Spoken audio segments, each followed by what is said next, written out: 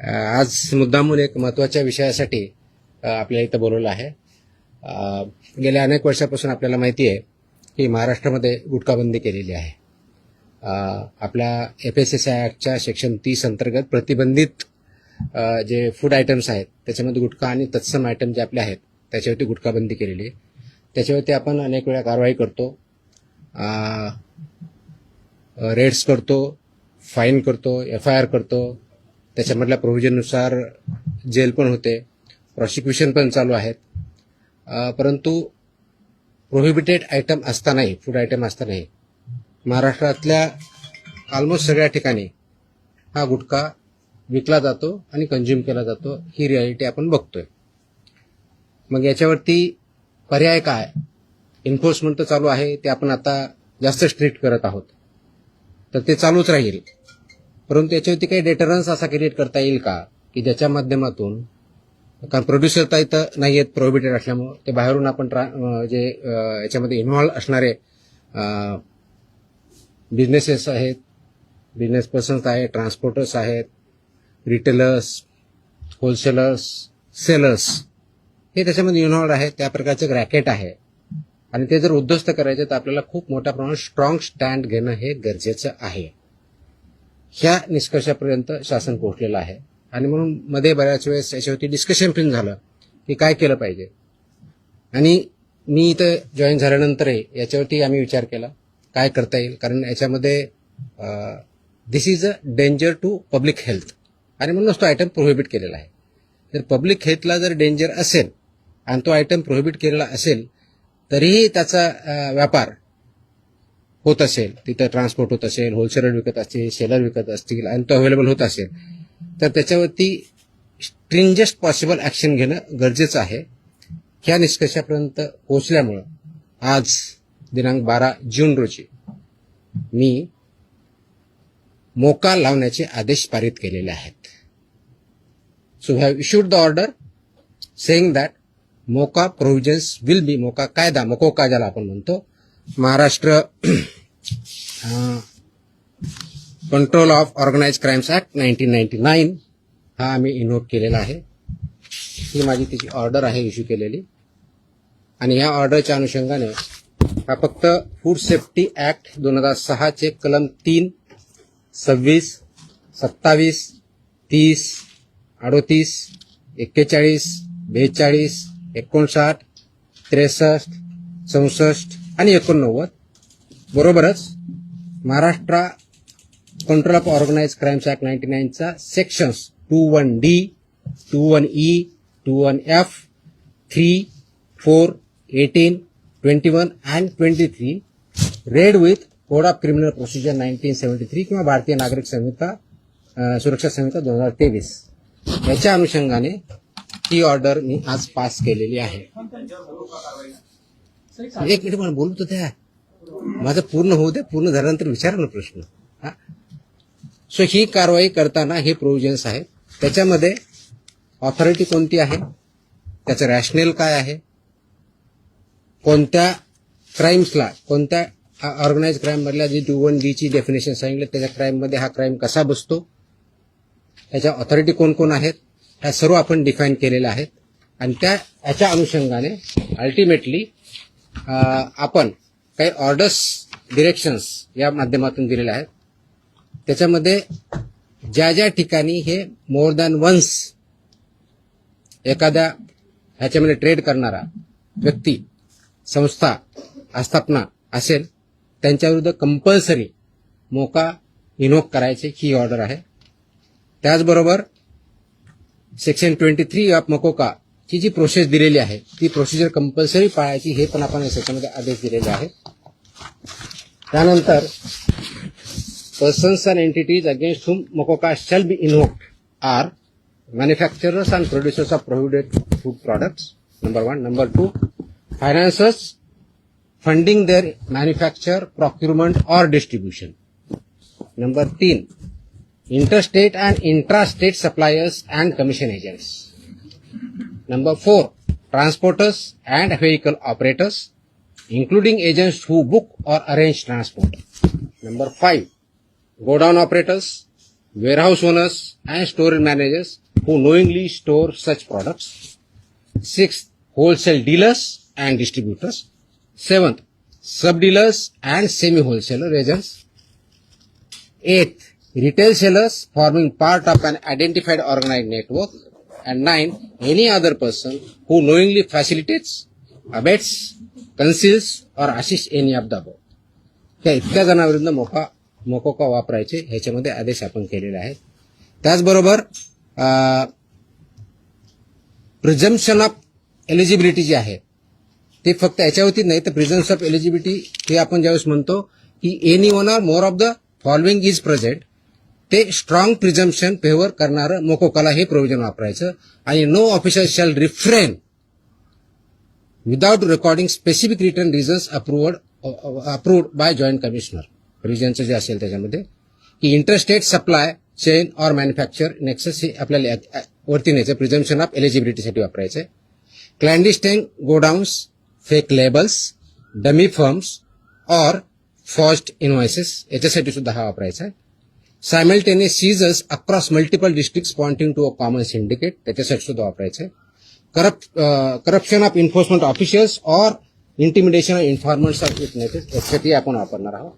Caesar value exceeding ₹10 lakhs in a single action or ₹25 lakhs cumulatively from the same account or network. आणि financial flows indicating systematic profiteering including हवाला और बेनामी channels याच्या सुद्धा आपण ते एस्केलेट करण्यासाठी हे सुद्धा प्रोव्हिजन त्याच्यामध्ये आपण वापरणार आहोत. याची ओरिजिनल ड्युटी आहे ते आपण फूड सेफ्टी ऑफिसरवरती देणार आहोत. डेजिग्नेटेड ऑफिसरच्या ड्युटी आपण याच्यात ज्याला असिस्टंट म्हणून त्यांना डिफाईन केलेल्या आहेत. जॉईंट कमिशनरच्या केलेल्या आहेत. नेटवर्क वाईड प्रॉसिक्युशन करायचं हे आपण सांगितलं आहे. पार्शियल ऍक्शन घ्यायची नाही, कम्प्लीट घ्यायची. आणि कॉन्फिस्केशन, अटॅचमेंट अँड फोरफिचरचं कसं करायचं ट्विन ट्रॅक स्ट्रॅटेजी ही पण त्याच्यामध्ये सांगितलेली आहे. त्याचं प्रॉसिक्युशन रजिस्टर मेंटेन करायचं सांगितलेलं आहे. बेलला अपोजिशन करायचं सांगितलेलं आहे. आणि procedure compliance with the criminal procedure code हे सुद्धा आपण मॅन्डेटरी केलेलं आहे.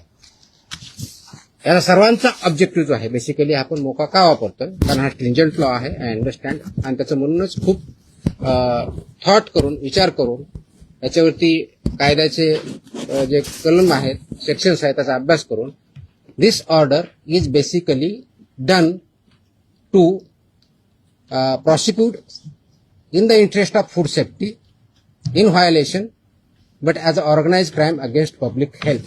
हा क्राईम पब्लिक हेल्थच्या अगेन्स्ट आहे. आणि आर्टिकल 47 ऑफ द कॉन्स्टिट्यूशन जे आहे ते स्टेटला मॅन्डेट करतं. That is where my order begins with. आणि तुम्हाला कॉपी मी देईलच, प्रेस नोट बरोबर ही कॉपी पण असेल so that you can go through that order. It says the Article 47 of the Constitution of India cast upon a state primary duty to improve public health and in particular to bring about prohibition of consumption of substances injurious to health. हे already आपण prohibit केलेलं आहे.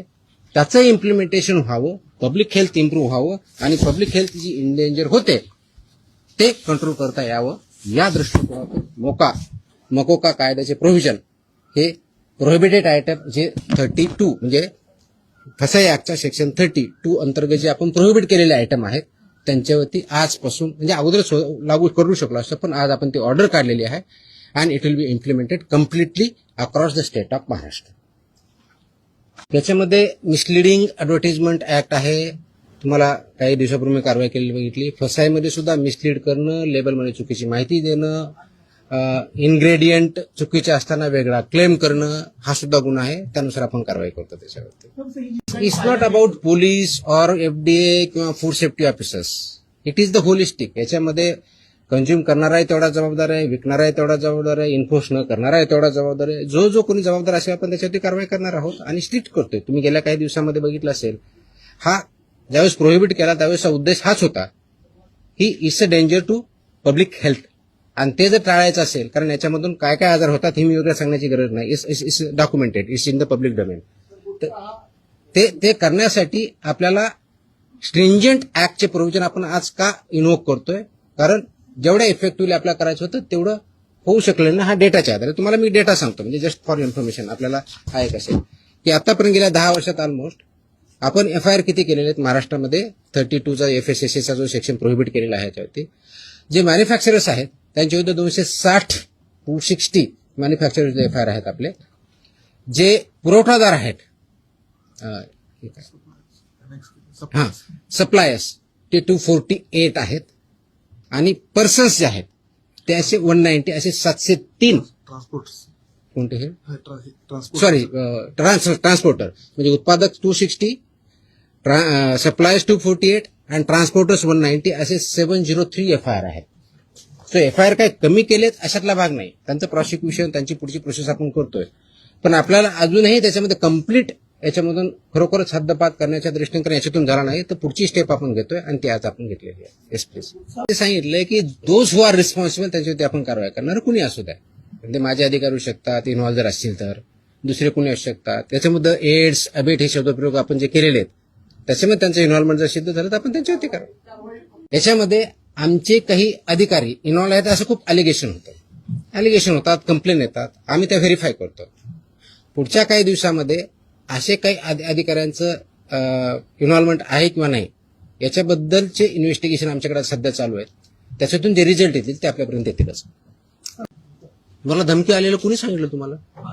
नाही sorry no sorry please look at ती जुनी clip आहे कमीत कमी 10 वर्षापूर्वीची आहे. Look at the clip. आताची क्लिप नाही याची ती दॅट वॉज नाही मला नाही that clip if I remember correctly मला आठवत नाहीये इफ आय रिमेंबर करेक्टली बहुतेक ती पुण्यातली क्लिप आहे फेनावाजीन पीएमपीएम आहे. चेकआउट तुम्ही बघा ते क्लिप आताची नाही मला कोणतरी पाठवली मला कोणतरी विचारलं मला अशी धमकी नाही आलेली. क्लॉज वापरण्यासाठी ज्या काही प्री कंडिशन्स आहेत त्या फुलफिल झाल्या डेफिनेटली करणार आम्ही. कारण त्याला एका गुन्ह्यासाठी होत नाही. It has to be more than 1 offence in last 10 years. त्यांच्यावर जर झालेला असेल तर डेफिनेटली आम्ही करू कारण त्याचं कंडिशन फुलफिल करायला पाहिजे. अदरवाईज आमचे FSSAचे ऍक्ट BNS ऍक्ट आम्ही ते वापरतोच आहोत. आज ती जे हल्ला झाला त्याच्यावरती इमिजिएटली स्विफ्ट कारवाई पण झाली. 7 का 8 लोक त्याच्यामध्ये अरेस्ट पण झाले immediately. I spoke on with DGP also. DGPने सुद्धा इमिजिएटली त्याच्यावरती इन्स्ट्रक्शन म्हणून कारवाई केली. अँड अशा प्रकारचे हल्ले आम्ही भिणार नाही. Very clearly will protect our officers आणि those who take law into their hands will show force of the law. सगळ्या एजन्सी एकत्र काम करत असतात. त्याच्यामध्ये सगळ्याच एजन्सी काम करतात. आपण याच्यामध्ये मकोका लावताना किंवा हे करताना इव्हन आताचे जे FIR होत आहेत त्याच्यामध्ये आपण फक्त विकणाऱ्याला करत नाही त्याचा ट्रान्सपोर्टरला पार्टी करतोय त्याचा डिस्ट्रीब्युटरला पार्टी करतोय तुमच्या ओनरला मी तुम्हाला लिस्ट पण दिली. तर इथून पुढचे आता आल्यापासून FIRचे हे it will be right from manufacturer to seller. आताही होतात अजून जास्त स्ट्रिंजंटली होतील. So they are responsible. कायद्यामध्येच व्हेरी क्लिअरली त्याचे कुठेही डाऊट नाही त्याच्याबद्दल.